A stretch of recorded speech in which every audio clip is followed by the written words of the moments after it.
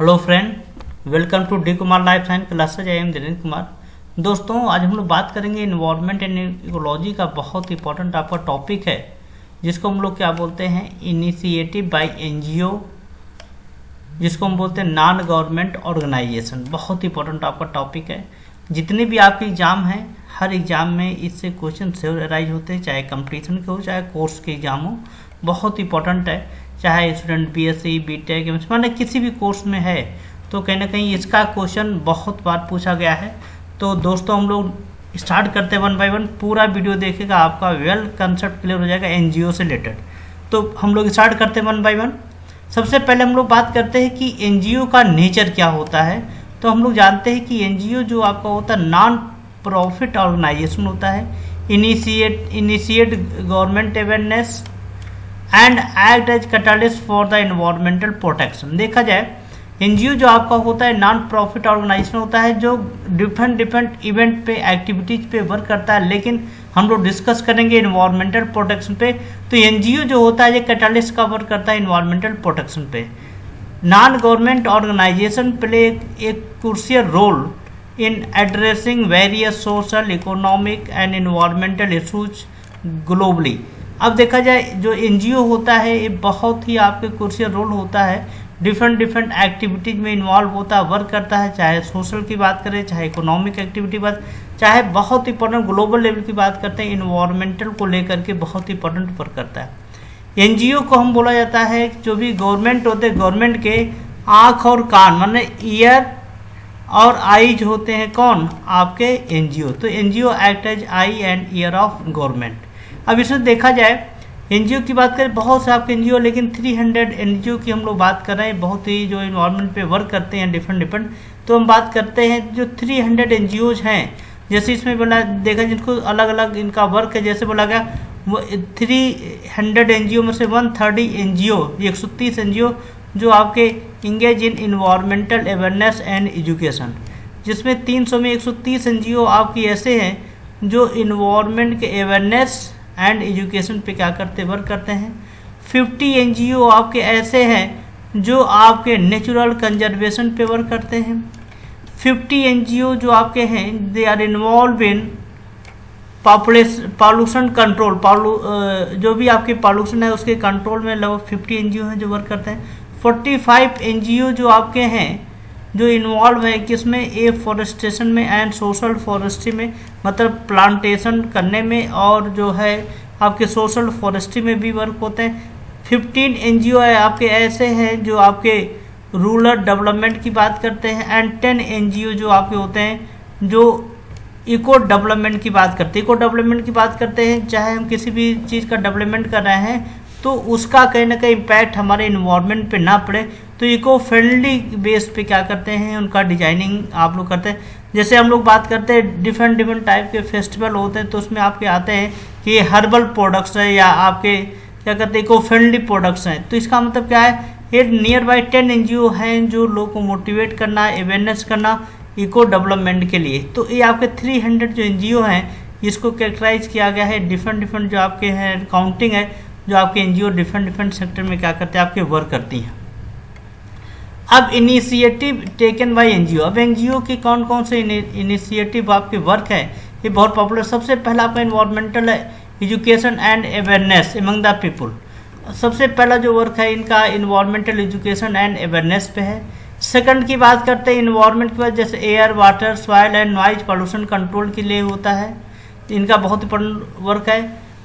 Protection of forest wealth, ये बहुत important है। फॉरेस्ट को यदि हम लोग प्रोटेक्ट करेंगे तभी हमारा इन्वायरमेंट सही रहेगा, तो इस पे भी वर्क करते हैं। ये फॉरेस्टेशन एंड सोशल फॉरेस्ट्री पे भी वर्क होता है। Formal education regarded to environmental activities, world wide conservation की बात करते हैं, ये भी बहुत इंपॉर्टेंट वर्क है। रिसाइकलिंग एंड वेस्ट यूटिलाइजेशन, जो करंट सिनारियो का जो वर्क चल रहा है वो रिसाइकलिंग पे बहुत मेजर वर्क चल रहा है। Rural development and eco development, rural development को हम कैसे कर सकते हैं और इन्वायरमेंटल हेजर्ड भी ना हो, इको डेवलपमेंट की बात करते हैं। Population stabilization and family planning, NGO का ये बहुत इंपॉर्टेंट वर्क है, फैमिली प्लानिंग में भी होता है। आप देखते हैं एडवर्टीजमेंट डिफरेंट आते हैं, हमारे दो अब गवर्नमेंट ने हम दो हमारे बंद कर दे। तो ये कहीं ना कहीं क्या फैमिली प्लानिंग का भी बहुत इंपॉर्टेंट आपका रोल होता है एनजीओ का। Development of non polluting renewable energy resource, लोग का ये वर्क हो रहा है कि एनजीओ का बहुत इंपॉर्टेंट वर्क है कि हम ऐसे रिन्यूएबल सोर्स का यूज करें जो क्या है नॉन पॉल्यूटिंग हो। जैसे सोलर एनर्जी की बात करते हैं, सोलर तो कहीं ना कहीं क्या है वो भी आपके क्या है एनजीओ का बहुत इंपॉर्टेंट इनिशिएटिव आपके वर्क है। नेक्स्ट की बात कर रहे हैं जो आपके non conventional pollution free energy का क्या करना, यूज करना। अब देखा जाए पॉल्यूशन फ्री एनर्जी की हम लोग बात करें जैसे solar energy, wind energy, tidal, biogas, गोबर गैस या ओशियन एनर्जी, ये सब एनर्जी को क्या करके हम लोग यूज करते हैं एनर्जी फॉर्मेशन में। तो लेकिन हम लोग इसका जैसे न्यूक्लियर को नहीं यूज करेंगे, कोल का नहीं यूज करेंगे, किसका हम लोग यूज करेंगे नेचुरल रिसोर्स को यूज करके हम लोग क्या करेंगे एनर्जी प्रोड्यूस करेंगे। कंजर्वेशन ऑफ बायोलॉजिकल डाइवर्सिटी बहुत इंपॉर्टेंट है, बायोलॉजिकल डाइवर्सिटी को भी कंजर्वेशन करना। Healthy crop land, grass land की बात होते हैं। हेल्दी क्रॉप मतलब होता है कि पेस्टिसाइड फ्री ग्रास या आपकी क्या कहते हैं क्रॉप लैंड को प्रिपेयर करना। Encourage the use of bio fertilizer, देखा जाए केमिकल फर्टिलाइजर कहीं ना कहीं हमारे हेल्थ के लिए हार्मफुल है, but bio fertiliser beneficial for our health because the wide range of micro organism they fix the nitrogen directly in soil and root of the plants. So the use of biofertilizer is important as compared to chemical fertilizer. Chemical fertilizer हमारे body के लिए toxic है लेकिन biofertiliser नहीं है। Developing new dimension of nation security, national security के लिए new dimension का डेवलपमेंट करना। सस्टेनेबल डेवलपमेंट की बात हो रही, ये बहुत इंपॉर्टेंट आपका वर्क। तो देखा जाए एनजीओ के 16 मेजर जो इनिशिएटिव आपके होते हैं जो डिफरेंट सेक्टर में नियरली 300 एनजीओ जो हैं आपके वर्क कर रहे हैं, बहुत इंपॉर्टेंट।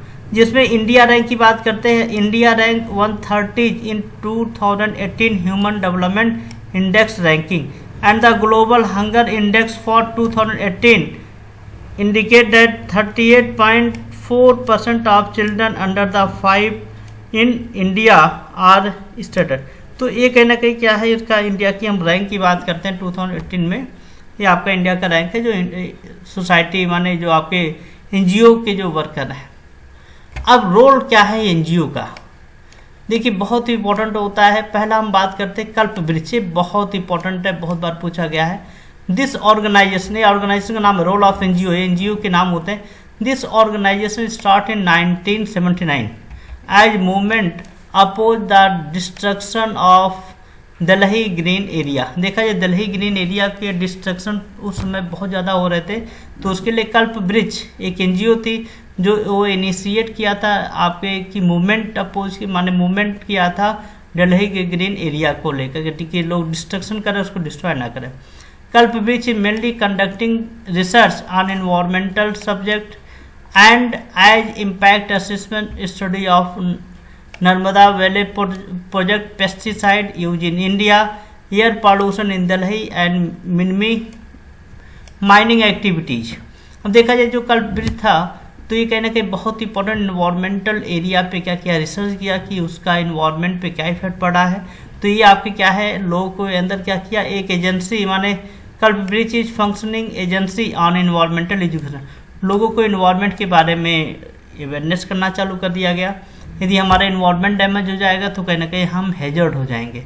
तो एक कल्प वृक्ष का बहुत इंपॉर्टेंट आपका रोल था। नेक्स्ट की हम लोग बात करते हैं केरला शास्त्र साहित्य परिषद। एक देखा जाए केरला शास्त्र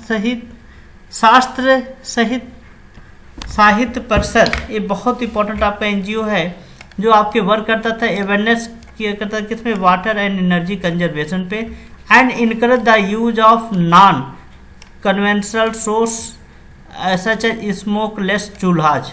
देखा जाए ये आपका केरला में स्टार्ट हुआ और इस परिषद का बहुत इंपॉर्टेंट आपका वर्क था कि लोगों को मोटिवेट करना कि स्मोकलेस चूल्हा का क्या करें यूज करें, क्योंकि स्मोक जो होता है वो कहीं ना कहीं हमारे इन्वायरमेंट को डैमेज करता है। तो इस स्मोकलेस चूल्हा को क्या किया जाए यूज करें लोग अपने कुकिंग पर्पज के लिए। तो ये केरला में बहुत इंपॉर्टेंट आपका वर्क किया गया। ये जो आपका एनजीओ है केरला शास्त्र साहित्य परिषद, ये बहुत इंपॉर्टेंट एनजीओ है जो इस पे वर्क आपकी कर रही है। World wide funding for nature India. अब देखा जाए WWF की बात करें, फॉर नेचर इंडिया की बात करते हैं, देखा जाए WWF के पास नियरली क्या है आपके 200 वॉलंटियर एसोसिएट है और 10,000 क्या है आपके सपोर्टर है जो आपके क्या कर रहे हैं इस प्रोजेक्ट पे वर्क करा रहे हैं, इस NGO के साथ जुड़े हुए हैं। The major activity of this organisation are conservation of the country natural heritage, research field project, education and training. तो ये WWF का मेन आपका वर्क हो रहा है कि ये इंडिया में कंट्री में क्या करना, नेचुरल एक्टिविटी को कैसे हम लोग उसको प्रोटेक्ट कर सकते हैं, उसका क्या रिसर्च हो सकता है, फील्ड एरिया कैसे हम लोग जो भी प्रोजेक्ट में लेते हैं उसको कैसे एजुकेट करें, लोगों को ट्रेन करें कि इन्वायरमेंट को कैसे प्रोटेक्ट किया जाए। फोर्थ आपका NGO था Bombay natural history society, BNHES बोला जाता है।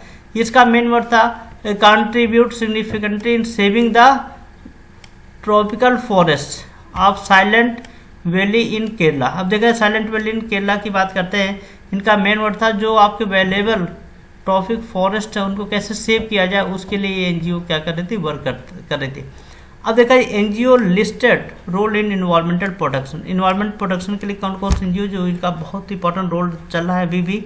इंडिया इन्वायरमेंट एसोसिएशन दिल्ली की है, 1980 में ऑर्गेनाइज किया गया था। इंडिया सोसाइटी फॉर नेचुरलिस्ट ये गुजरात में है।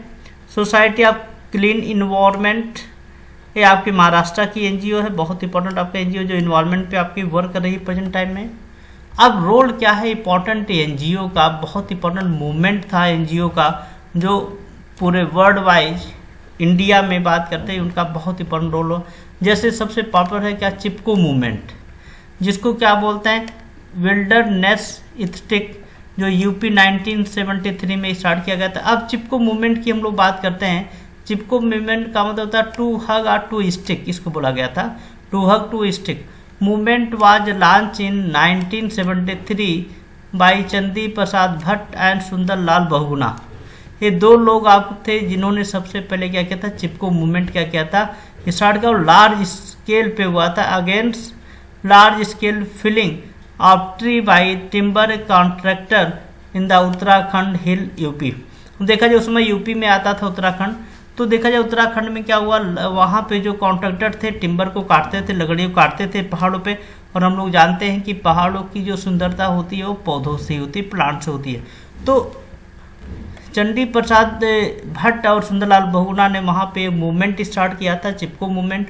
उस मूवमेंट में लोगों को क्या किया, मोटिवेट किया। आपके चमोली डिस्ट्रिक्ट में गढ़वाल में तो उन्होंने बताया कि जो भी लोग हैं वो एक्टिव पार्टिसिपेट करें इस कैंपेन में। उनका मेन कैंपेन क्या था कि जो आपके हिल फॉरेस्ट था उसको क्या करना, सेव करना, ग्रीनरी आपके एरिया को क्या करना, वहाँ पे स्प्रेड करना, और लोगों को मोटिवेट करना कि कैसे हम अपने हिल रीजन को फॉरेस्ट बिल्कुल अच्छा बना सकते हैं। तो सिरसी डिस्ट्रिक्ट में ये क्या गया था, आपके फॉरेस्ट डिस्ट्रिक्ट का आपका सिरसी डिस्ट्रिक्ट है, वहाँ पे आपके वर्क आपके स्टार्ट हो गए थे चिपको मूवमेंट पे।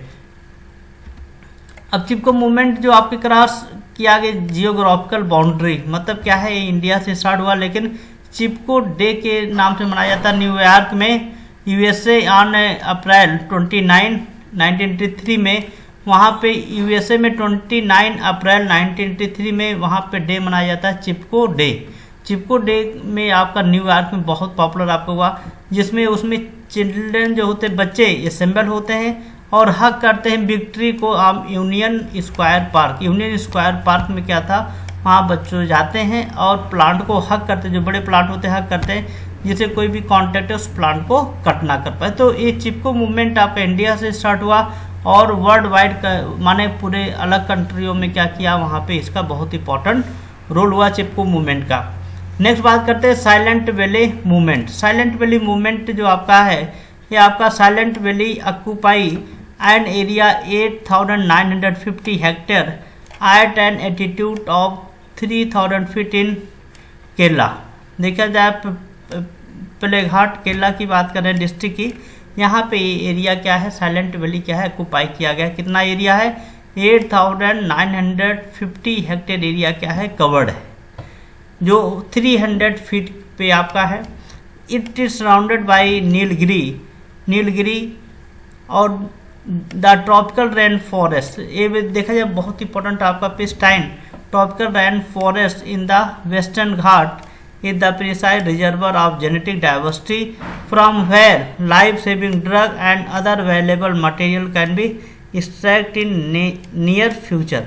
अब इसमें देखा जाए साइलेंट वैली में ये बहुत इंपॉर्टेंट एरिया आपका है, जो आपका नीलगिरी का जो आपका सराउंडेड एरिया है और पेस्टाइड फॉरेस्ट तक आपका है, पूरा ये आपका एरिया पेस्टाइन फॉरेस्ट का।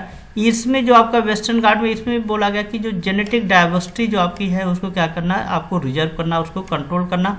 क्यों? क्योंकि जिससे हम लोग वहाँ से अवेलेबल जो मेडिसिन होते हैं, ड्रग होते हैं, हम उसको क्या कर सकते हैं, सेव कर सकते हैं। इसके लिए प्राइम मिनिस्टर इंदिरा गांधी उस समय थी, prime minister Indira Gandhi 1983 accept the recommendation of the top scientist and declare silent valley as a biosphere reserve by cancel the hydel project proposal of state government. तो उस समय स्टेट गवर्नमेंट का जो वहाँ पे वैली था, वहाँ पे प्रोजेक्ट चल रहा था, उसको क्या कर दिया, उन्होंने कैंसिल कर दिया और माननीय इंदिरा गांधी जी ने उसको बायोस्फीयर रिजर्वर के नाम से उसको क्या कर दिया, बोल दिया। तो ये एनजीओ का सबसे इम्पोर्टेंट आपका सक्सेस था, उसको बोल दिया गया क्या, बायो रिजर्वर के नाम से क्या किया गया, उसको आपको बोल दिया गया कि ये भैया एरिया आपका क्या है, बायो रिजर्वर है। नर्मदा डैम ये बहुत पॉपुलर है, आप लोग जानते भी हैं। Narmada is the largest west flowing river arise from the Amarkantaka से, कहाँ से हुआ, डिस्ट्रिक्ट से in MP and travel 1300 kilometre drain. इसका मतलब क्या हुआ, 9.88 million hectare area between the Vedanta and Satpura range इनका था पूरा। अब देखा जाए नर्मदा डैम जो लार्जेस्ट डैम माना जाता है, फ्लोटिंग डैम है, जिसका पूरा आपका ट्रेवल एरिया कितना है, 1300 किलोमीटर आपका पूरा एरिया कितना हो गया, 9.88 मिलियन हेक्टेयर आपका पूरा एरिया है जो कवर्ड है किसका, नर्मदा डैम का। ये बहुत इंपॉर्टेंट है, एमपी में है। अब इस प्रोजेक्ट का क्या मेन बेनिफिट होता था, उसका मेन आपका था कि कैसे इन्वायरमेंट को प्रोटेक्ट किया जाए। The benefit were project several million hectare land irrigated water supply 2000 of the industries and several thousand megawatt of the power etcetera. तो ये कहने का ये प्रोजेक्ट आपको बेनिफिट करता था सेवरल एरिया में, जहाँ पे हम लोग लैंड को इरीगेट करते थे, वाटर सप्लाई करते थे, बहुत important role. But according to NGO massive damming of Narmada river could be blueprint of disaster. कहने का ब्लू प्रिंट है आपका डिजास्टर का। NGO led by the environmentalist mega